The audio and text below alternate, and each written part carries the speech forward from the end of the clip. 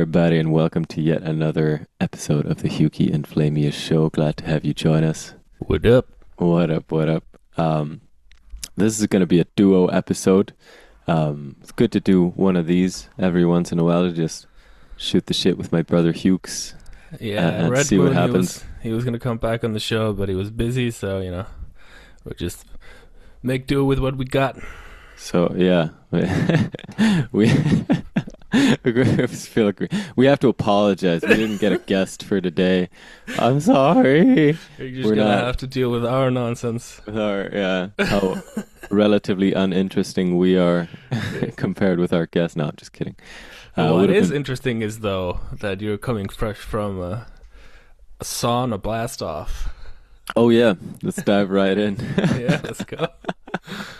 I've been practicing smoking up a little bit of weed and hitting the sauna right after, and it is, I don't know if, so I've been doing the same with breath work and weed, smoking up and really going on a deep dive because a certain type of breath work can prompt the brain to produce DMT and really put you on quite the voyage. I recommend trying this if you're up to it. Yeah, be careful. Be careful, of course. It's a very powerful practice, and it's not for everybody. It's a very powerful technology, especially mixed with any kind of substance. So just be safe. Yeah. Be safe. Make sure to at least, have somebody else in the space if you decide to go for this for the first time. This can be very... Before we go deeper, just one story that comes to mind. I'm not gonna name any names, but talking about being safe and breathworks, I was going on a retreat, and like when we were meeting up before the retreat, the cautionary tale. Yeah, we all. This is so crazy. So we all meet up at the pool before the retreat, and then kind of the leader of the retreat, he brings us to this part of the swimming pool, which is this big hill of sand, basically. And it's relatively big, but it's all just sand and sand below. And then he has all of us stand in a circle. What, was it some kind of construction site? What? No, this was part of the swimming pool area. It's like sand to play in. Yeah, I guess, I don't know. It's been a while. I have vague memories. There was a hill of sand anyway. Yeah, there was a relatively big hill of sand, and the leader has us all stand in a circle. And and do breath work synchronized together, like pretty full on breath work, and then part of it standing is standing on That's the wild. hill, and like behind us is just like if you were to fall down, you would just fall down this hill of sand. No. You would land on sand, but what happens is, so he has us hold our breaths after we hyperventilate for a while, and then I noticed this as I'm holding my breath, as everybody's holding their breath, one guy just like falls down like pew, just like he passes out, falls backwards, and slides down this hill of sand. Jesus. Head first. I can definitely attest to this. I've had at least one time on breathwork where I felt like I didn't have full control over my body for a second or two. It's pretty wild. And almost like I lost consciousness for that second. At least I have no memory of what happened from the time I was sitting up straight to the time my ear had rammed itself into the corner of my desk. Right. Yeah, these are some of the dangers around this stuff. It's it can sound trivial, like just breath, but it's very powerful, and you can pass out, and you can also like overstimulate your system. I was just taking a course recently. I want to say real quick, I make sure to do this either lying down in my bed or otherwise sitting in such a way, like on my couch, in the middle of my couch, where there's no hard things I can hit myself on. Yeah, exactly. So that's although this rarely happens, it hasn't happened in recent memory, at least. But yeah, sorry. Right. Yeah, no, I was just gonna say I was taking a course with, I don't know if you know Primal Iceland. Mm-hmm. But they're this company. They help people. This course was kind of geared around the nervous system and breath, and we were learning about how different kinds of breath correspond to different states of the nervous system. It's very interesting that, you know, a certain kind of breath corresponds to a relaxed state, a certain kind of breath corresponds to the fight state, a certain kind of breath corresponds to the flight state. Makes sense. That's Yeah. interesting. So you It's can really use the interesting. breath to kind of direct your nervous system into different states. But yeah, anyway, And to produce DMT, apparently. That's the most mind-blowing thing about it, in my opinion, at least. It's like our yeah, bodies can do that, apparently. I That's mean wild. that's a very interesting discussion unto itself because I I think mean, I hope there's I'm not wrong about that. If I am, I please. think I've heard this also from multiple sources, and I think I mentioned this also on the podcast before that you're familiar with MAOI, the monoamine oxidase inhibitors. I think that's the technical term. Do you know? Mono Amy has fatty alley Okay. No, I'm not familiar with that. Okay, I mean it's the thing that's in ayahuasca that prevents your body from breaking down the DMT. So if you were to eat DMT, pure DMT, nothing would really happen because our bodies are designed in such a way that we break down the DMT. Hmm. Because otherwise we'd be tripping all the time. We couldn't survive. But ayahuasca, the ayahuasca vine, I think, has the MAOI, which allows your body to take in the DMT through your digestive system. And people also take. Otherwise, you need to smoke it. Other ways of ingestion. I guess there might be more. Yeah. And the MAOI, it also works in the sense that if you take it and then you take mushrooms, you just trip way more. Because it prevents the body from breaking down these chemicals, so you accumulate more of them in your system, if I understand this correctly. So Yeah. Nyx, when I was living with her... But isn't there DMT as well in ayahuasca? Yes, it's both. Okay, I see. Yeah, it's two plants. I think it's the ayahuasca vine, which has the MAOI, and the chacruna, which has the DMT in it. It's like a double whammy. Yeah, they go together, which is crazy that they figured out through all the thousands of different plants in the rainforest that they somehow figured out that these two go together in this synchronistic fashion. That is freaking wild, yeah. Yeah, they're just tuned in a different way. Maybe it was statistically unavoidable. You know, maybe there were just so many people there that they would have tried, I don't know, 100 things a day. It's also like, accumulated and eventually you work your way knowledge. through all the combinations. Yeah. Yeah, maybe. It's, but even still, There were a lot of there's people there, plants. is what I'm saying, right? I mean, Yeah, and also over a long, I imagine this knowledge, gathers for thousands of years. yeah. But anyway, yes. I often think that to myself. I'm sorry to interrupt you all the time right now, but it's No, go for it. I often think of this in the context of meals that you cook, because some of the recipes are just like, how did people stumble upon this? You take Right. you take the rice and then you cook it for 5 minutes, and then once the water has reached the same level as the rice, once it has boiled away enough, you lower the heat and you put on the lid. And it's like, and just before that, you take the garlic and you crush it and you chop it up and you fry it and you fry it with the rice in some oil before you then add water and start boiling the rice and the garlic. And it's all like, how the hell did somebody just stumble upon this? Or coffee. Like what if we just burn the shit and then drink it?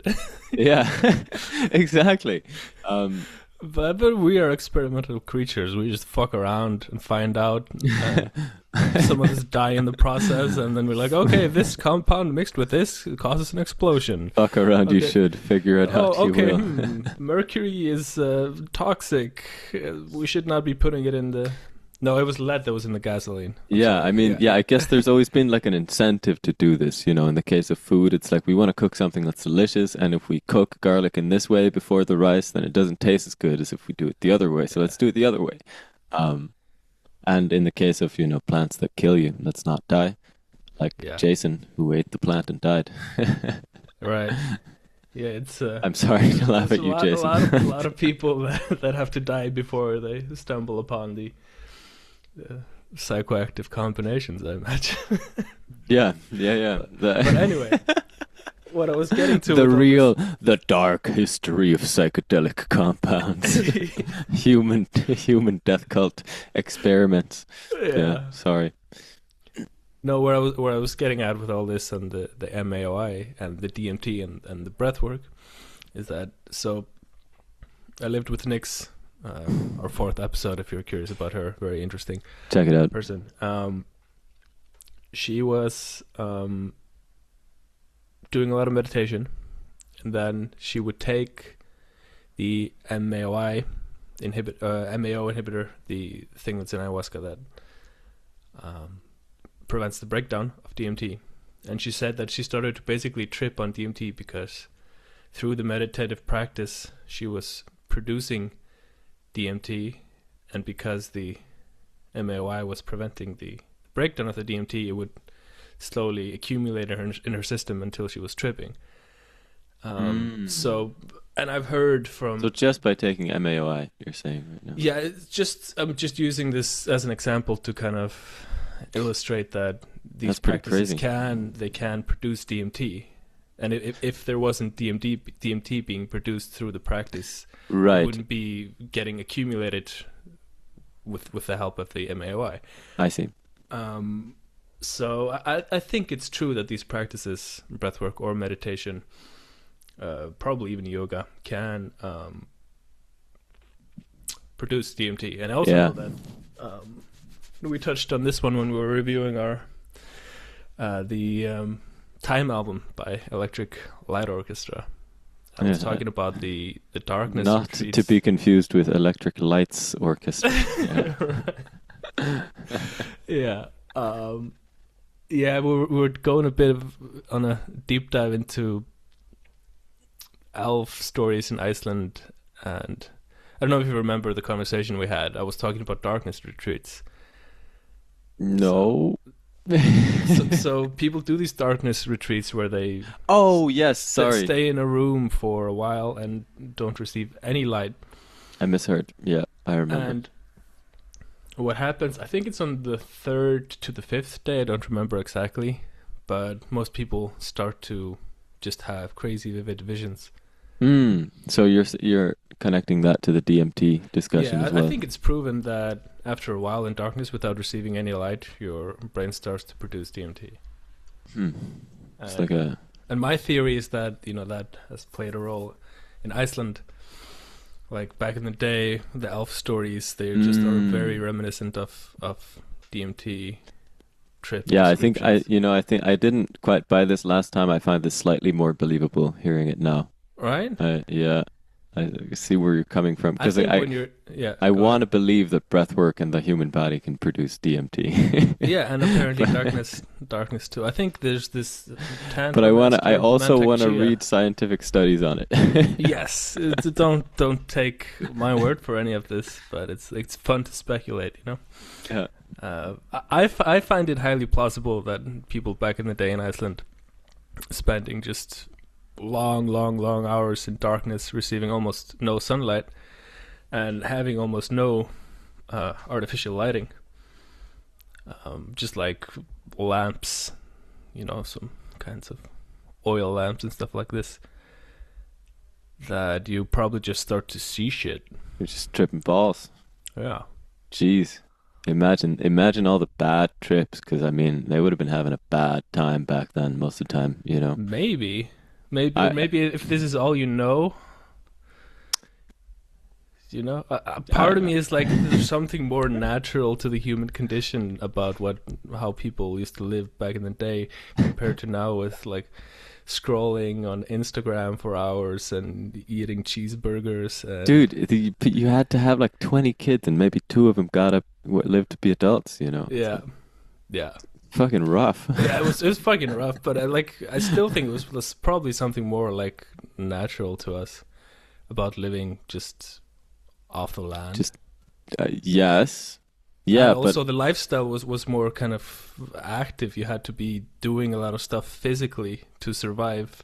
So you didn't have a lot of time to kind of sit around and I mean, okay, what's really natural to us though is the hunter-gatherer lifestyle, kind of moving around, right. setting camp, not living in a mud house, fucking freezing, keeping domestic animals.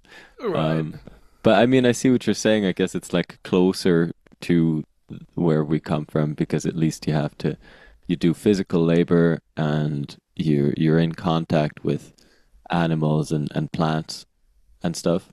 And the land, I think we're just closer to nature. There's probably just, a host of crazy difficulties that come with the lifestyle back then. But Hmm. like, I would still be curious to see like how if people were generally happier or not.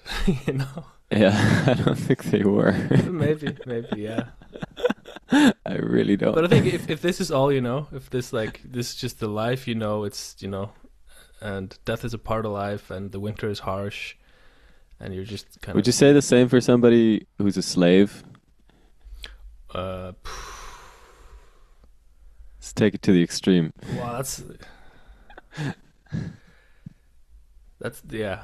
I mean, that's I wouldn't know. It's hard to say.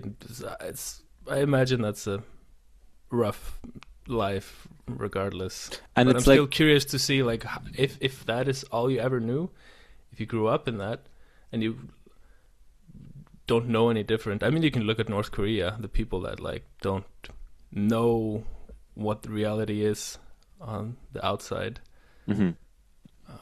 They don't know Yeah. what they're missing, but Yeah, I mean, it certainly adds another degree of cruelty to it, that it's not just nature and, you know, right, it's humans that's fu the intuition about it. Yeah. screwing you over. Which kind of adds like, yeah, I'd say like in that sense, I've thought about this in terms of Icelandic generational trauma versus European, or at least in a lot of European countries, generational trauma, because there's been so much war over there. And sure, there was, and recently too, whereas Iceland didn't partake in either one of the world wars because we were just too poor. It's kind of there, being Mm. occupied by Britain and then by the US, and then had a post-war economic miracle and got really rich and are now like the new rich kid on the block, Right. like a homeless person who just won the lottery.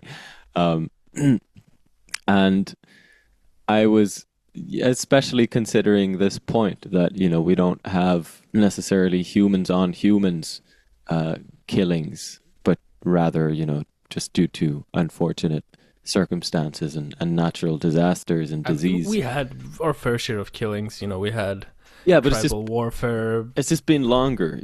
Yeah, it's been longer. That's true. Yeah. Oh wait, The somebody's calling me. One sec. boop Yeah. beep boop beep boop beep. Ba-doop, ba-doop. Oh, you're not taking it?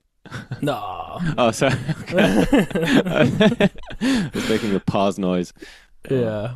No, Um, it's an interesting question because I think in some ways people back in the days, maybe not in Iceland because it was so rough, but in other places I think people may have been happier in general. Just living a Maybe. physical lifestyle, living off the land, not Maybe. being on our phones all the time. Probably depends on the area. You said that just as I picked up my phone. But yeah, maybe. But I mean, so the tricky thing for me is to is that it seems to me that every country, no matter its no matter the abundance of the land, so to speak, has had its suffering. Countries Mhm. like, Mediterranean countries where it's much easier to grow food that you can live off of, and grow food that your domestic animals can eat so you can live off of them as well.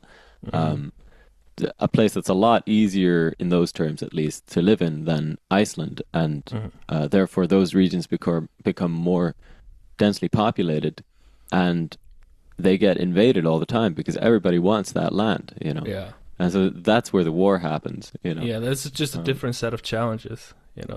And things also being easy if you think of modern lifestyle, Like we have a just crazy level of luxury compared to the rest of history. But I don't think it's necessarily making us happy. The Yeah, fact not that as that much you as can it kind could of be. sit around inside a lot more and just kind of receive all the world's worst news being like, thrown in your face at a pace that we're just not able to take in. Um, I think if you're occupied doing things physically a lot of the time, especially outside in Hmm. nature, I don't know. And when you Yeah. speak about slavery, I think that like we're enslaved in so many ways that we don't even understand. We're enslaved to our capitalist system. We're enslaved to our technology. We're Yeah, but at enslaved to least our our children addictions to don't food. die. It's Yeah, like that's yeah. But that's also another mostly. interesting discussion. Is that in modern culture, death has been systematically removed from our sights. Yeah. So it becomes. I think it probably increases our fear of death even more because we don't have to witness it as much But there's anymore. still a Like, lot less of it happening. yeah, of course, and that's a great thing. I would much rather just to make it clear. I'm just speculating here. I would much rather live in modern society We than don't- in Iceland in the 1600s or Thank you whenever. for saying that. Yeah, no, I'm just raising the question in which ways we may have Yeah, and gone like awry. I see where you're coming from, man. I mean, I just kind of to close that discussion for me, it's so far outweighs the the problems of today, how much progress we have made, Yeah, and 100%. quality of life is just so it's at an unimaginable scale right now compared to Yeah, back then. Royalty, a king and a queen wouldn't have had water, toilets 100 years ago.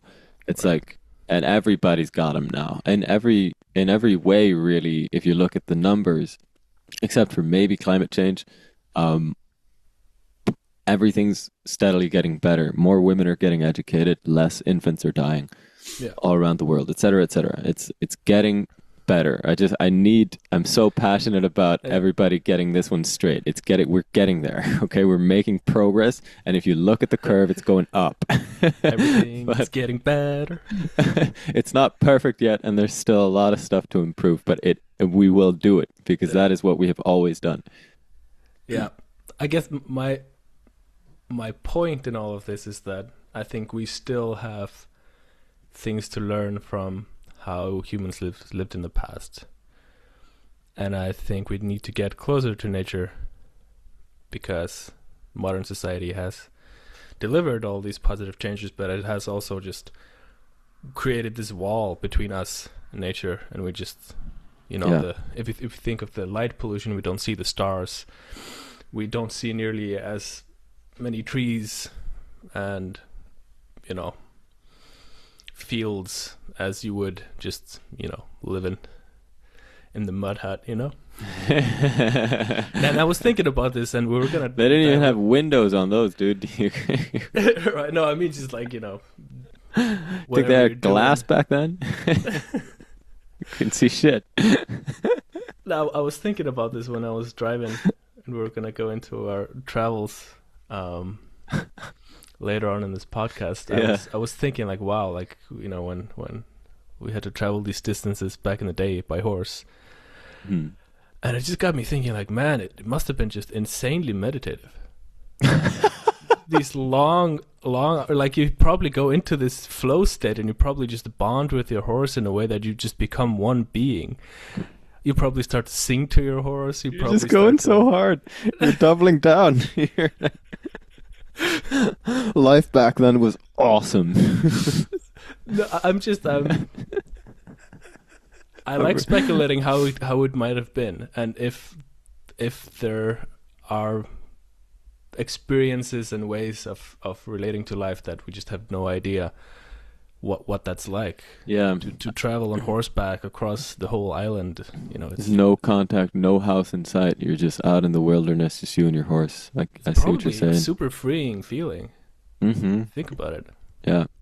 I've been So, because I mean, today, of course, we tend to fill up all our time walking around in the streets and stuff with headphones in our ears, listening to music or podcasts or what Yeah. have you.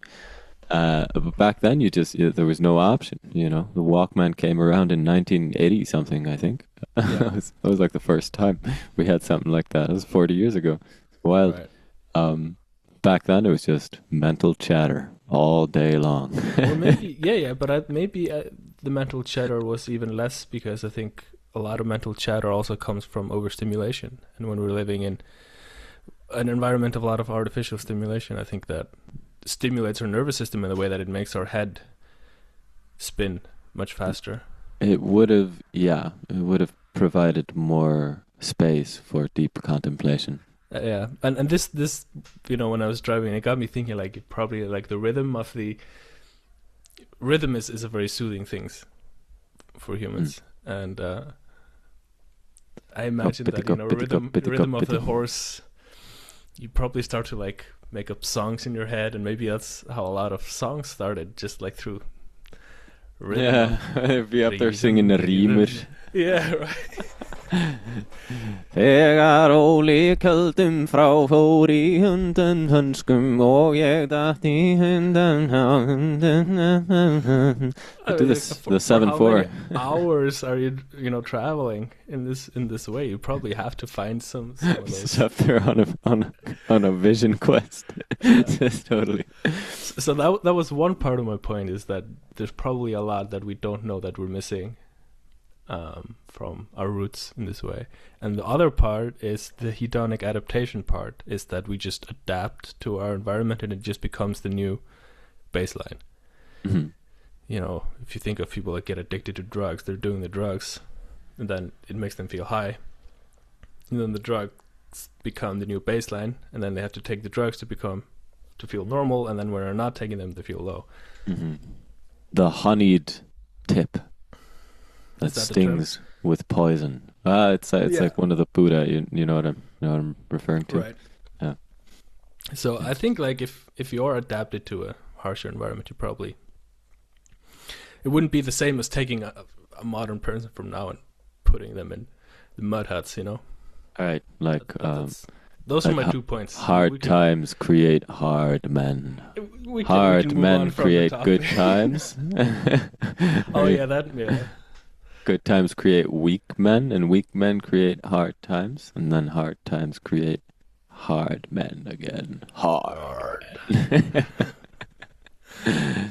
Uh, Yeah, yeah, I that's all. I think. I had fun. I mean, I had other ways of expanding on that, but we can move on No, if if you you have want. more to say, I'm down to dive into it. I'm not sure I actually remember what I was going to say now because I was so sure that you were going to change the topic. But we were talking, so we're talking about traveling around in Iceland by car because you drove. My Icelandic accent slipped through there for a sec. Um, you drove all the way to the East Fjords that time to finish that song. Yes, I That's did. a long car ride. That's like That's almost as long as you can go yeah. in Uh, Iceland. How much is it total? Like 8 hours? 8, 9, but the weather was pretty harsh, so it took me 12 hours to get almost all the way. Goodness. Yeah. And it was very, uh, it was kind of rough near the end because it was just super slippery, super snowy, and I had to drive at like 30, 40 kilometers per Did you hour. do it all in one sitting? The drive, no, I 12 hours one sitting, yes. Really? Yeah. Wow. That's intense. I made Shit. it in like 7 hours back. Okay, I see. So it I actually. was driving like a maniac. Oh, I I was see. like, Okay. I'm not gonna I thought like, okay, even if I add an extra 30 kilometers per hour on the speed meter, like over this amount of a drive, it saves me like 2 hours. Good job, I man. was like driving 130. I hope the 140. popo ain't listening in on this one. You got a Nah. confession live Yeah. on the show. Yeah. But what I realized through this is that I fucking love driving long distances. Hmm. You Like, do? yeah, fucking love it. It's like hell on the body though to sit for that long. Yeah, it is. You gotta work around that. Did you But like stop just and stretch a couple yeah, times? yeah. I stopped a few Yeah. times, but yeah, I love especially alone because I'm just like fucking, you know, driving into the wilderness and what? So oh, we were changing Yeah. the settings. Look at that. Oh, I'll lean back over here. oh, this the Hey. dramatic zoom. Maybe this is why they call it zoom. Hey. Yeah. Ayo. Yeah. Oh wait, So before we go deeper into the travels, for anybody just listening and not watching the video, I just changed my zoom settings such that my camera now zooms in on my face wherever I move, and it has a tendency to zoom in when one says something of import. So indeed. let's see if I lean back now and I say, "Well, where is Gandalf for?" But I was too late. Okay, well, might still come in handy. Indeed. Well, what are you No, doing over there? no, I was just it just occurred to me because we were speaking about um how death has been kind of removed from Mm. um our sites almost completely, like systematically, like intentionally we make sure that it's a hidden thing that we don't think about it too much. Yeah. Are you familiar with the Midnight Gospel, the animated series? Oh, it sounds really familiar. What is that again?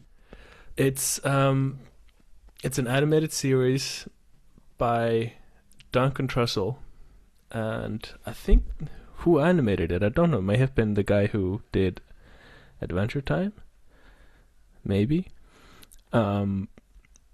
But yeah, it's the show where they take clips from his podcast, the Duncan Trussell Family Hour, Oh, yeah. and they animate around it and create this. And it's very fascinating because you have these kind of natural conversations that are then animated into Yeah.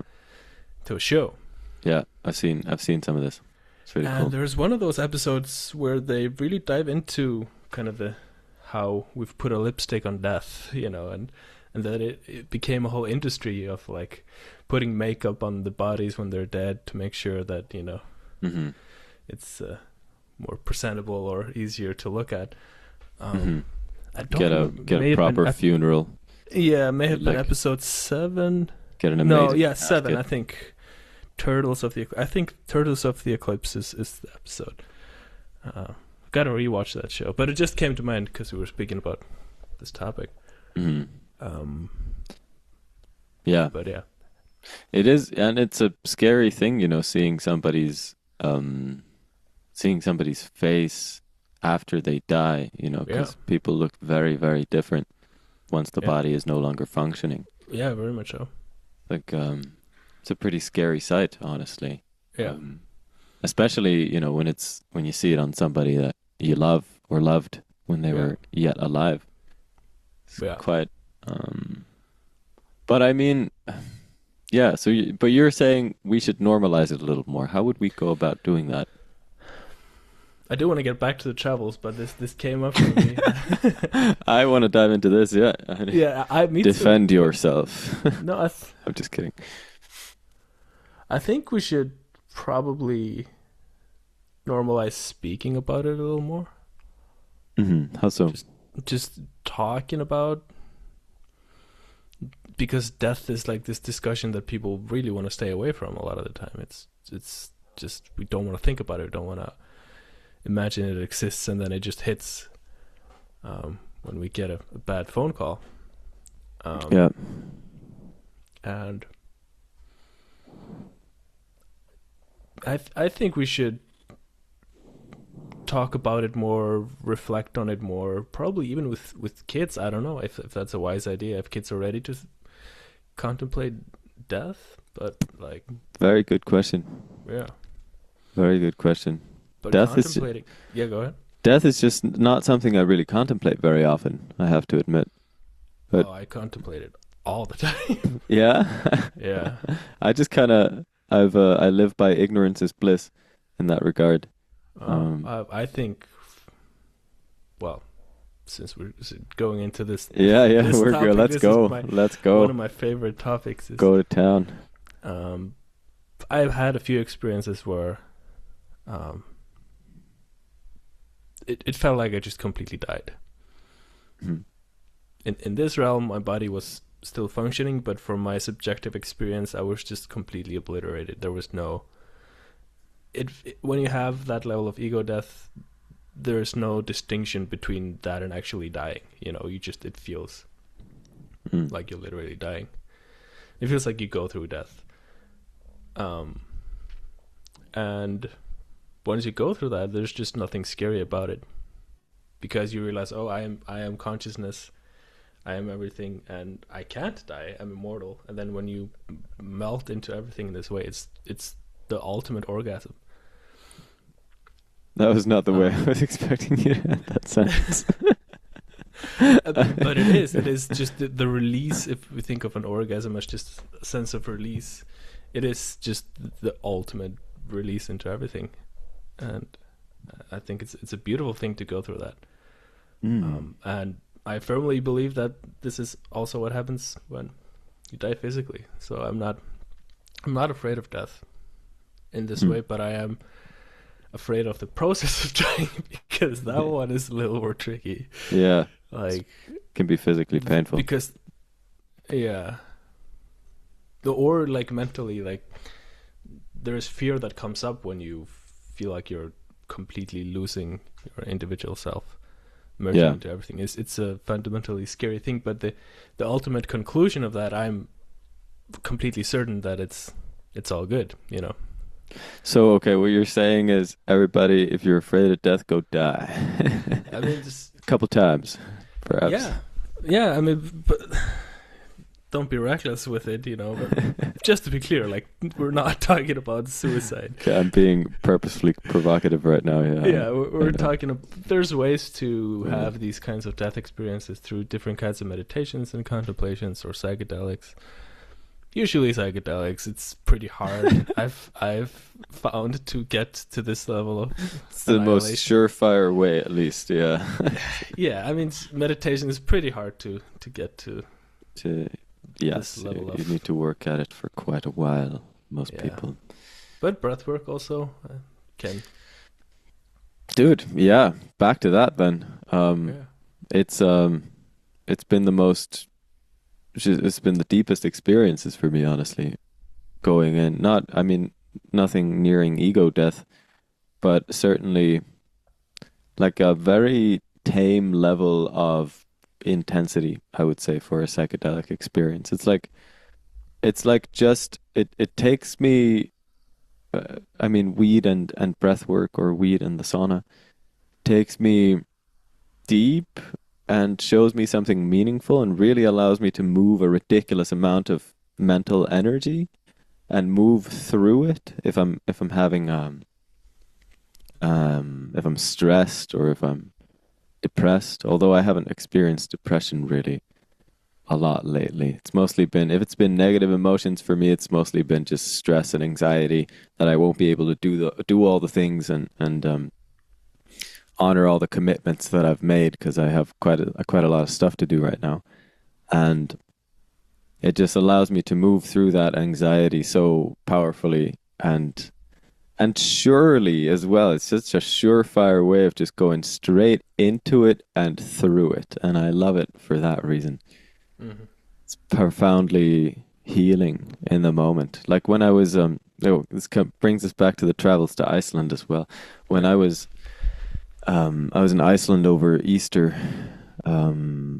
just the first half of April. It's now a little later in the month, and flew to Iceland on the 27th of March. In fact, I was there for a little over 2 weeks, and I held a songwriting workshop and concert in the evening where participants in the workshop would come and write songs in the morning in the workshop, And then we'd play those very songs, those very same songs in the concert in the evening, and we got the crowd to sing along, and people came and supported their songwriters in the audience. It was a beautiful experience. I look forward to repeating it. Where was I going with that again? I was going to connect that with what I was saying. Breathwork? Right, yeah, because I was going through all this anxiety related to this because I've never done anything like this. Um, I was really, I almost lost my mind a couple of times there, just out of stress from Hmm. before coming to Iceland. I was like legit, not just stressed, but scared. Stress doesn't really cut it. I was deeply, Yeah, deeply fearful. that's when it gets real. Yeah. I That's was me like, be sitting in the hallway before the 5 DMT oh session. yeah. And you handle it like a champ. Um, and I'd like to say I handled this like a champ as well, Let's honestly. go. Um, so yeah, in the weeks and days preceding the trip to Iceland, on the 27th of March, and then I did the event about a week after landing in Iceland, actually. So I didn't do the event immediately, but it started just being more and more real because I've been planning this since the 3rd of March or the 4th, I don't remember. Me and my life coach that I paid to work with for the first 3 months of this year, we had our first call on that day, and we decided that we'd create some kind of personal mission goal as well as a fitness goal for these first 3 months of the year. And that was a great decision on my part. I would say I'm very, very happy I decided to dive into that. Um, but yeah, anyway, so the event starts coming closer and closer in the calendar, and it starts feeling real. It's this thing that's just been in the back of my head. I've been making preparations. I've been sowing the seeds, one, this week and one in the next, and just taking care of stuff, chop, chop, chop. Um, and then all of a sudden, it's less than a week away, and I'm like, fuck, this is real. Like it's coming down on me. I have no idea what I have in store here. Like I don't know if there's going to be a lot of people, yeah, a lot of people going to be willing to participate in the workshop and to play a song that they wrote in the workshop that very same evening in concert. I was like, Icelanders, especially Yeah. northern Icelanders from my hometown way up north in Akureyri, like, this is never ever gonna friggin' work. What the hell have I got myself into, And I'm gonna stand up there on stage with, the two people who participated in the workshop who were brave enough, and I'm gonna be the only one kind of responsible for keeping the vibe high, and everybody else is gonna be like, "Boo, this sucks," and I'm just gonna make a fool of myself in front of everybody in my hometown, and The fool on the hill. yeah. And I had at least two times where I got close to a panic attack Oh from wow. thoughts like this in the days preceding the trip back to Iceland. Because Let's I was go. like, what the hell am I getting myself into, man? Like, why did I do this to myself? I can't be like, there's no turning back now. I've told everybody this is happening, and there are participants signed up for the workshop already, and there are tickets sold for the concert. So, fuck me. I guess I got to do this. Um, and then it was the most wonderful experience because I was able to just drop into a session of marijuana and breath work, like an hour long session by this dude named Breathe with Sandy on YouTube. You've Highly talked about him, recommended. yeah. Big shout out to Breathe with Sandy on YouTube. Check it out. Incredible stuff.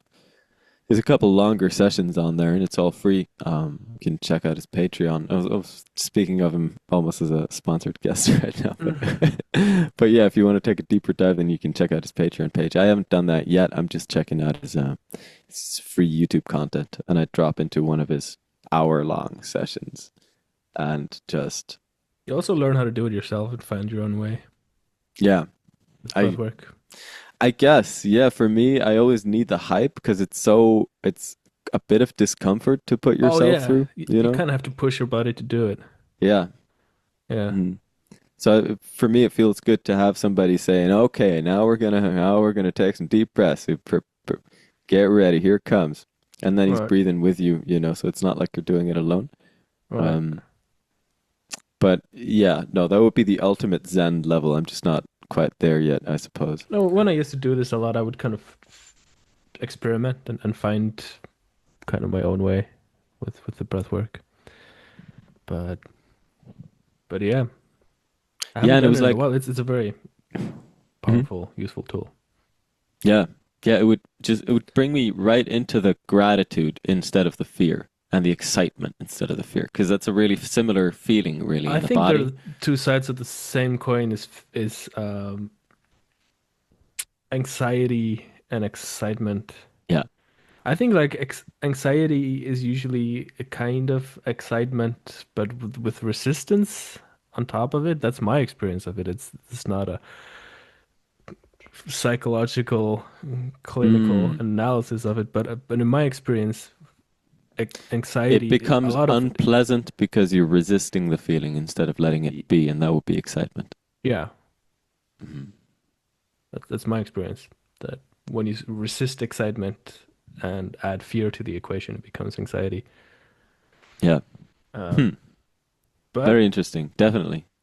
since we were on the topic of death, it is my belief that all fear boils down to the fear of death. And it's also my experience when I've conquered the fear of death that actually there is no possible fear left of any kind. Because when you're not afraid to die, you're not afraid of anything. I'm not afraid. Yeah. And I was gonna tie this back to the my travels in the East because I was going there to collaborate with Elle Grill, who happens to be my favorite Icelandic rapper. He's I think amazing. he's quite a genius. And, there's a line in the track that we're working on. It goes like, sá sem óttast dauðan kann ekki njóta lífsins í tímaleysi í réttu ljósi, which Mm. translates to the one who fears death does not know how to enjoy life in timelessness in the right light. Hmm. And yeah, so We conquer your need fear of death, people. we, Let's go.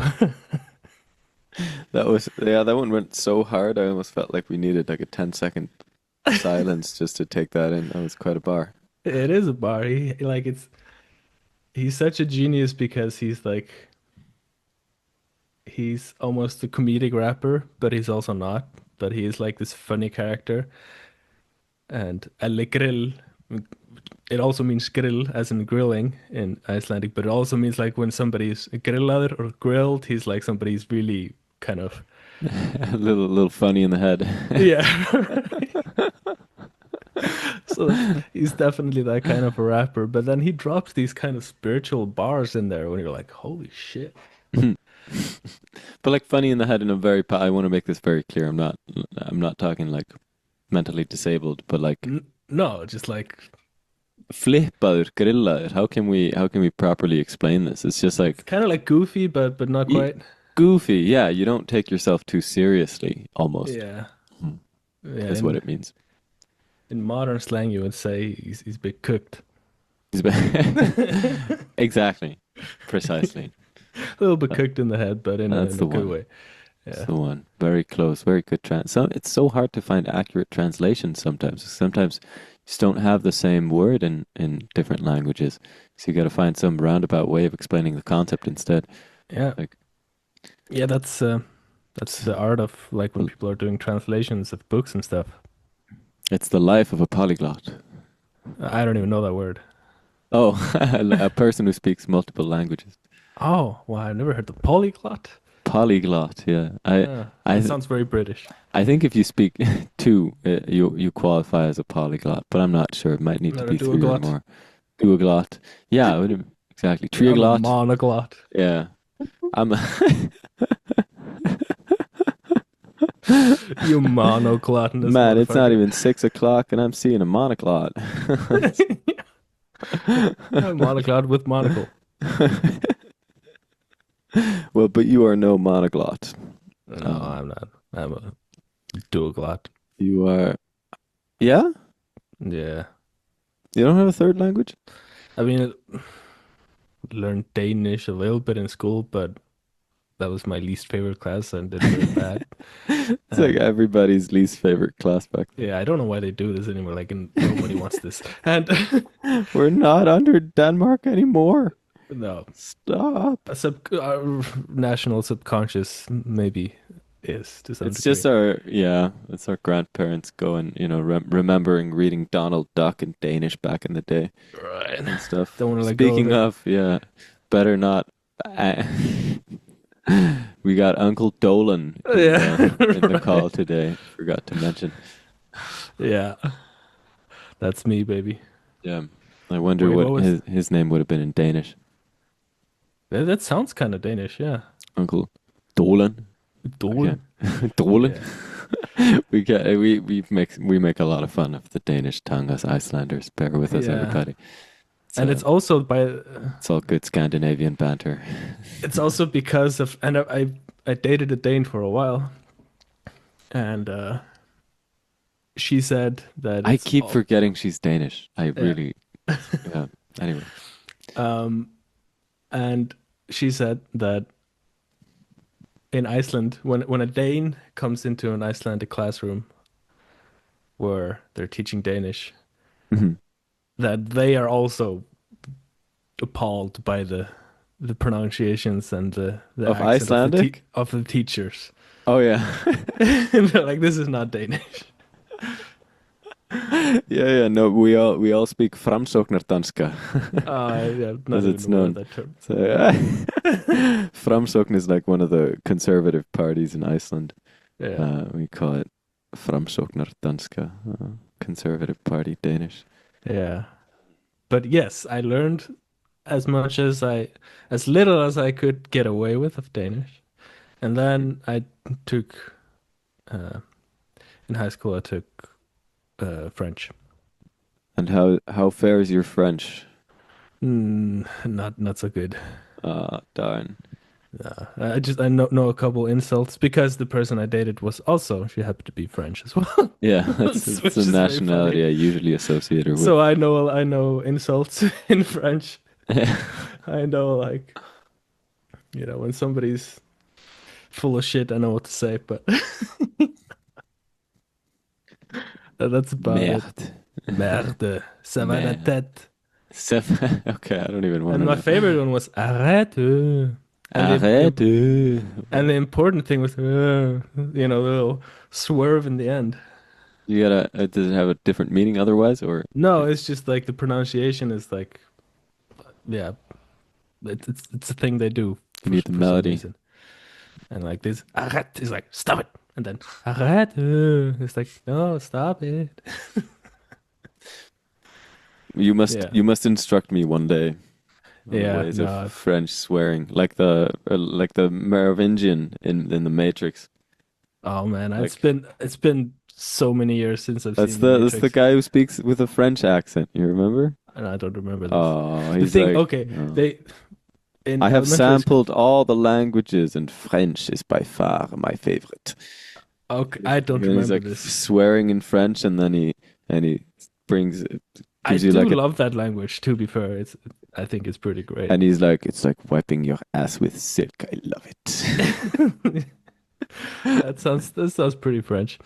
Um, Oh no, you're so cancelled. We're what do you mean? It's we're great to done. wipe your ass with silk. Let's go. I'd do that. It was a good ride. Yeah.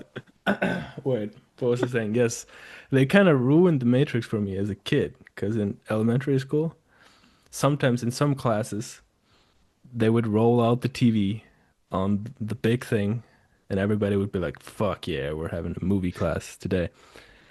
But it's not long enough to finish any movie. Oh yeah. So I had multiple sessions where we started The Matrix and I saw the first half of it like three times.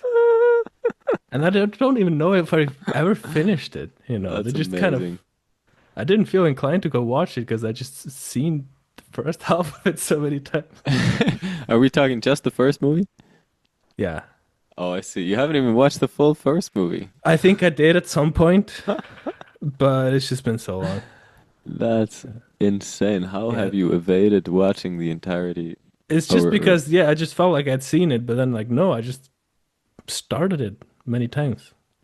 It's different. It's like they didn't have a huge collection of movies in the school. They just like put on whatever they had. Classic classroom shenanigans. Did they have it on VHS too? I think so, yeah. It's like one of those big tube TVs on a Big big, tube TVs on the big rolling shelf. yes. That was like seeing Jesus Christ walk into the room and bless you. Like when that one came in, it was like I was like, God, okay, like God, this teacher is my man. This is- yes. yeah, Or my girl, depending. yeah, indeed, yeah. Oh boy. So I just remember watching like these science shows. You remember nee, with nee. eyewitness. Da, ba, da, Eyewitness. da, da. Yes. Okay, okay. This I have a crazy story I about started this. singing X-Files for some reason. I'm sorry. I meant to sing that. Okay, I have a crazy story here. Are you I ready for can't believe this? you got the reference. I started singing X-Files No, and you I just I'm tuned in. I'm tuned in. So hear me out on this one. The you're eyewitness not team. joking. No. I'm serious about this, and I'll send this to you as well. I'll send it to you on Facebook right now. Okay, are we gonna listen to it right now? Is this gonna be the Uh, song of the episode? Who are you gonna... maybe, but no, we don't have to listen to it. I just want you to see the cover of this. So this the eyewitness theme. Eyewitness is these kind of nature documentary shows we would watch in elementary school, and it had this intro theme which was very catchy, like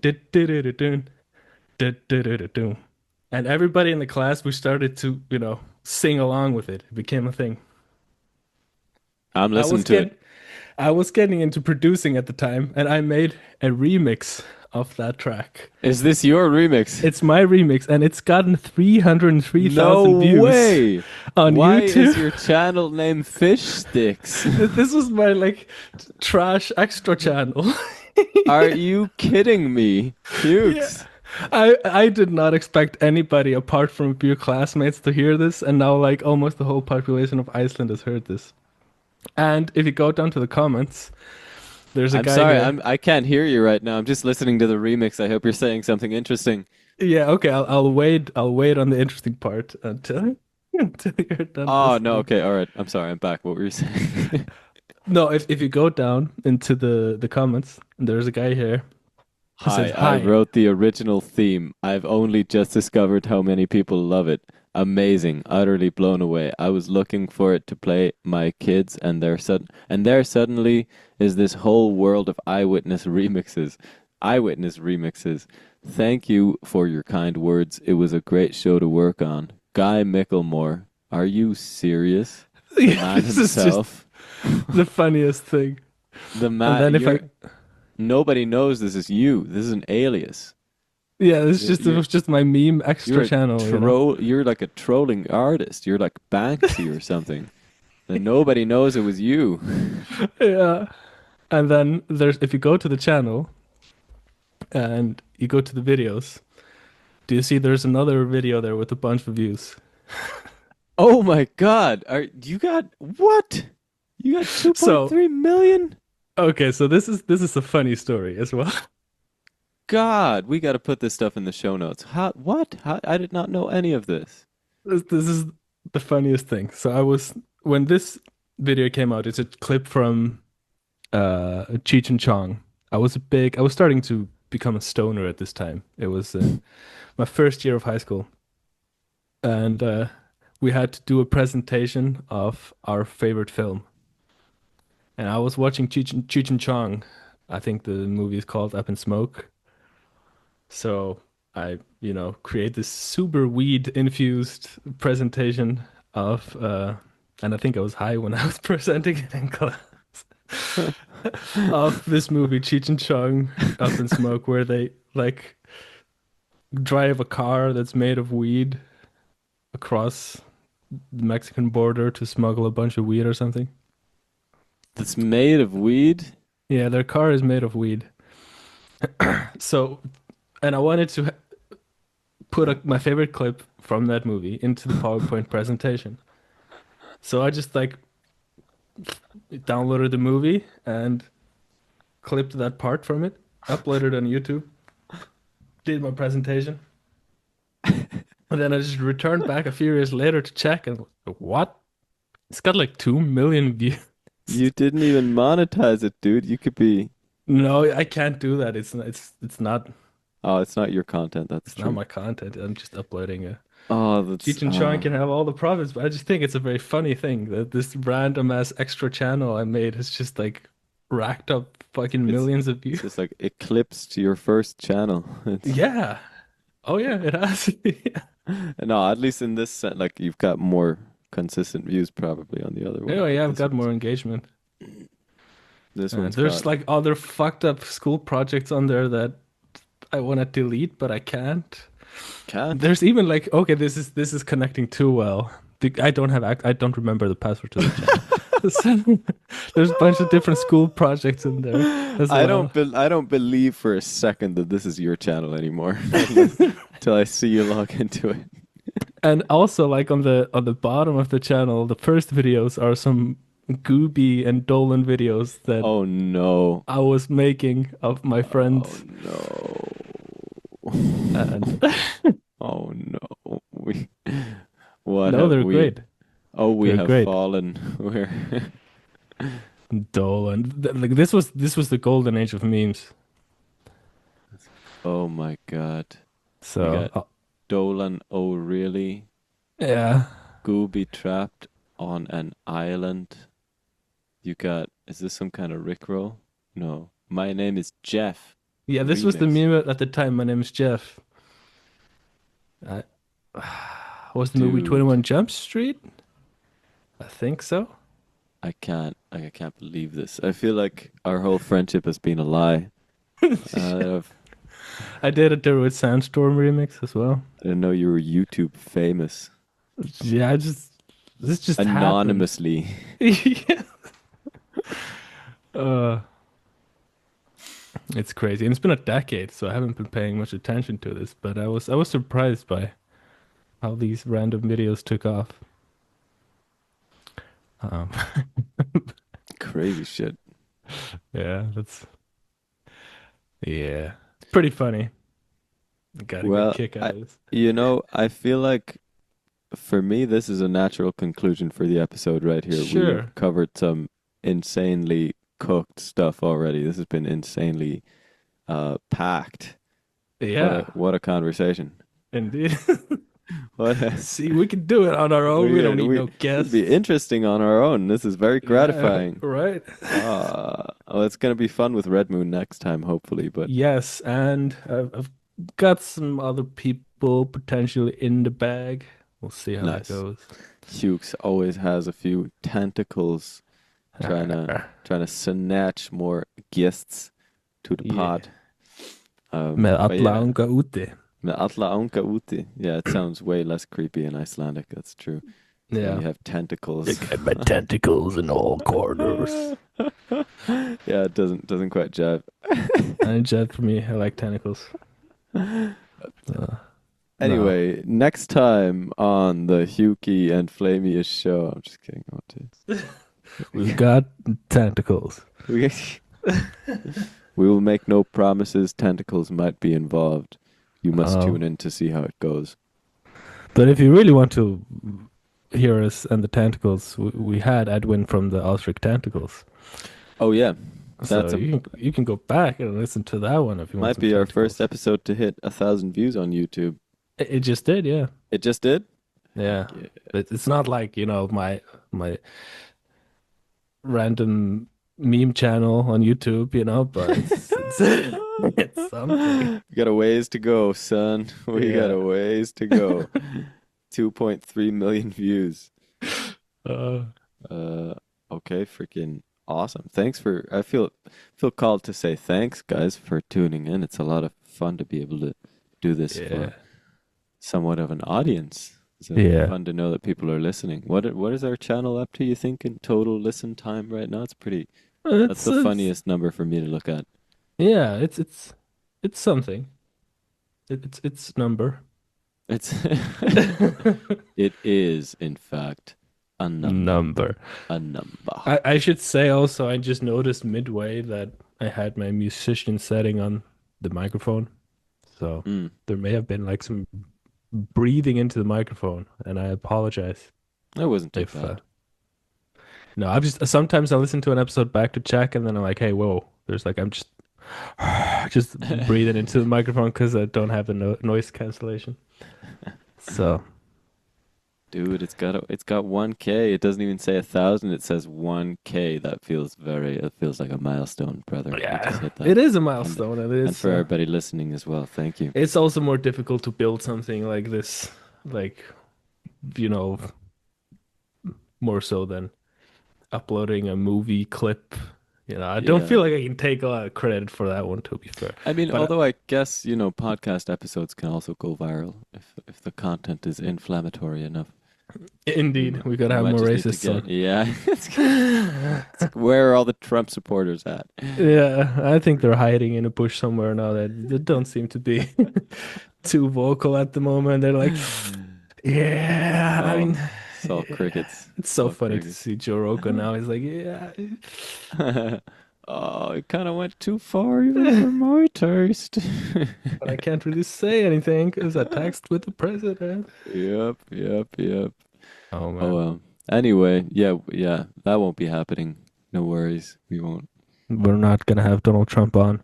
They're not I'm going to sorry sell to break out it to you. with political drama to get famous, is what I'm saying. Indeed, integrity, integrity. Integrity. Indeed, It's not my idea of a good time. yeah, Um, indeed. yeah. So let's end it. Let's do it.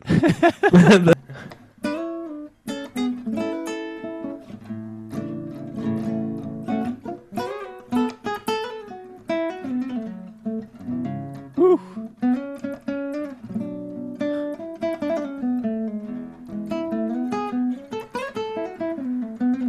Woo. Jesus. This is my song this time in Berlin that I want to share just before you leave, everybody. Thanks for tuning in today. So I was when we were listening to it, I was jamming along on the guitar, uh, just for fun. getting a good handle on it for sure. Yeah, it's got such a good feel to it, and it's fun to play over. I love imitating kind of vocal lines on guitar, Yeah. See what you're saying. especially in this style. It's kind of soulful. Yeah, you like to play soulful. Oh, for sure. That's for sure. I can see where you're coming from with this. Yeah. Yeah, this is a song that I wrote way back in 2021, early 2021. I went and Back in the visited. day. Huh? Back in the day. Back in the day. Back in the good old days of Corona, Yeah. of the Do, pandemic. do we have COVID nostalgia yet? Is that a thing? It's too raw. Romanticizing it. Yeah. The thing is, people they'll feel nostalgic about anything. Yeah, definitely. I mean, yeah. Yeah. So it would be almost like Stockholm syndrome in that case, probably. Yeah. I think I have a little bit of COVID nostalgia, to be fair. Definitely. I mean, just towards that The time in my times. life, Yeah.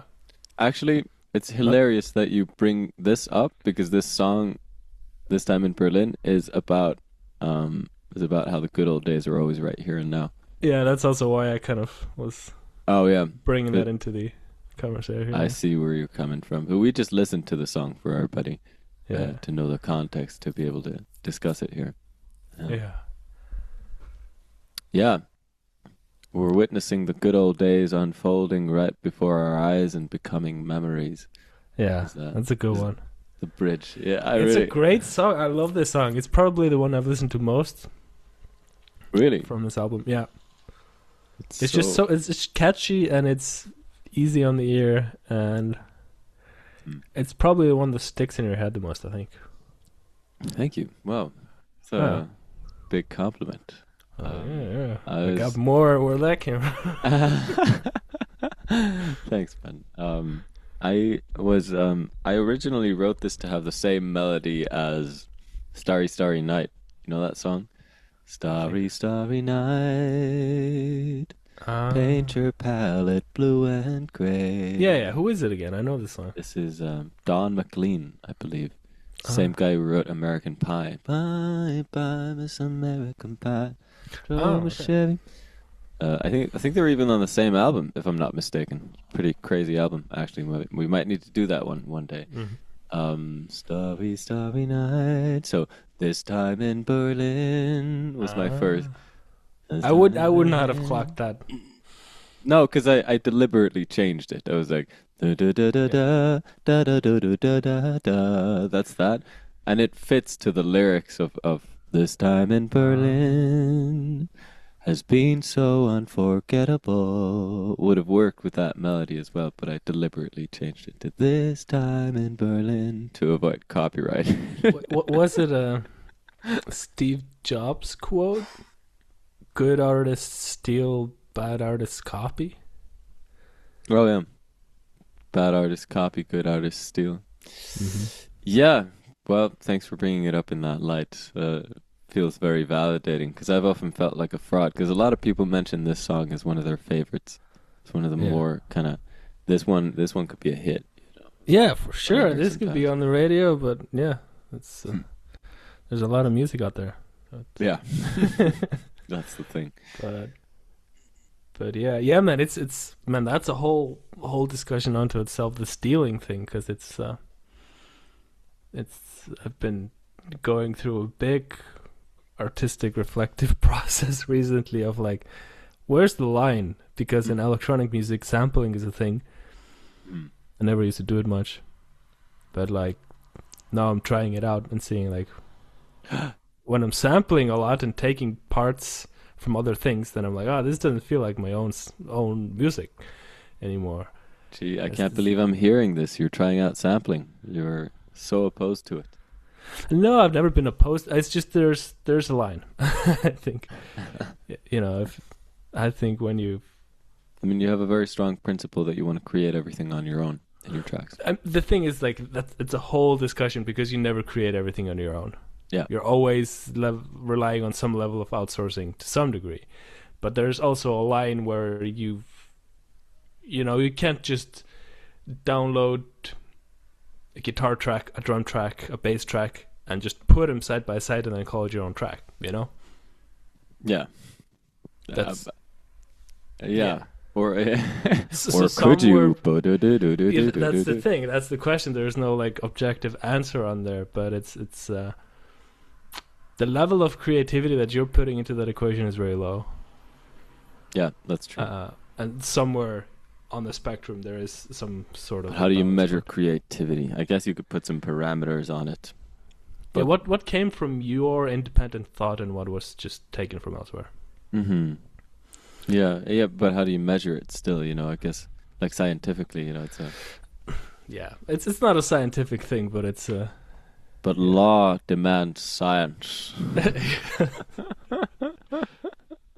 You I, mean, put some I assume you would parameters on feel it, like did you use at least 4 elements in the song that right. were your own, even if you used 1,000 that I weren't? think we have to have this discussion as artists today Mhm.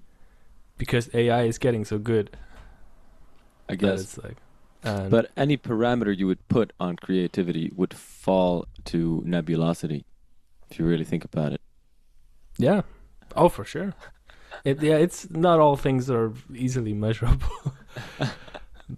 But I was gonna say, I imagine you'd feel differently about this track if you had taken the exact line from Starry Starry Night and just used that one.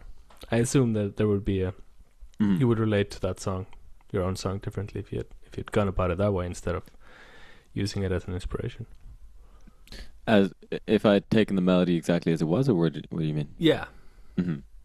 Yeah, then it wouldn't have felt like my creation as much. exactly. Yeah, so that's what I'm exploring with the sampling. Mhm. Yeah. Well, I mean, anyways, I'll keep this too long, so keep the people waiting. This time in Berlin, coming up from my album ASAP as sane as possible, and we will see you on the next one. This time in Berlin has been so unforgettable.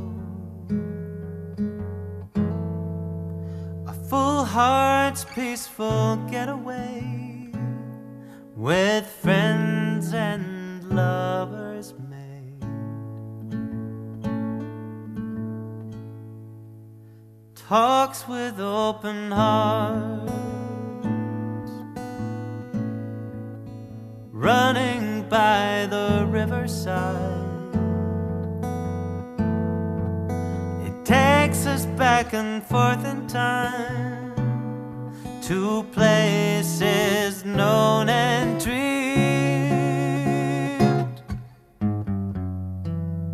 This time in Berlin, and I wouldn't change it for the whole wide world. Mornings in Berlin, throats tasting of Mary Jane, kombucha and cigarettes, meditating in the morning sun, and getting lost in thought,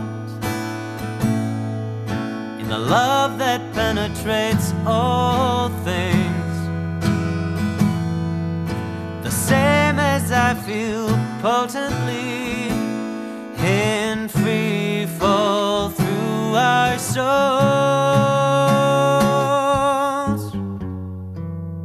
This time in Berlin, and I wouldn't change it for the whole wide world. No. Witnessing the good old days unfolding right before our eyes, and becoming memories.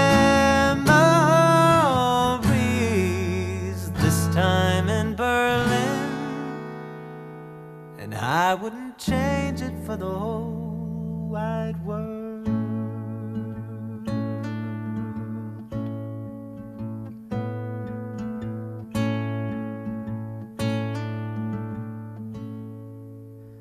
This time in Berlin,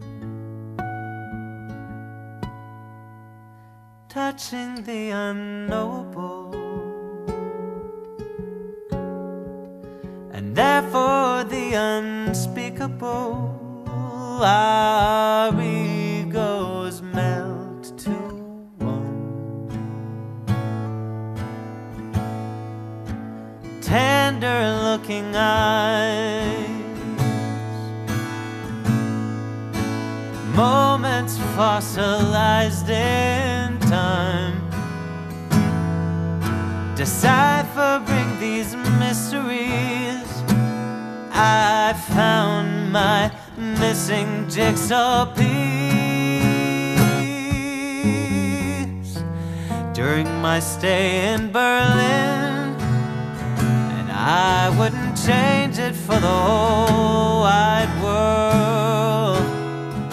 Oh no, this time in Berlin, and I wouldn't change it for the whole wide world.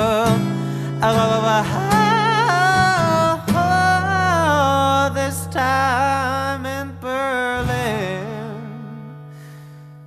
and I wouldn't change it for the whole wide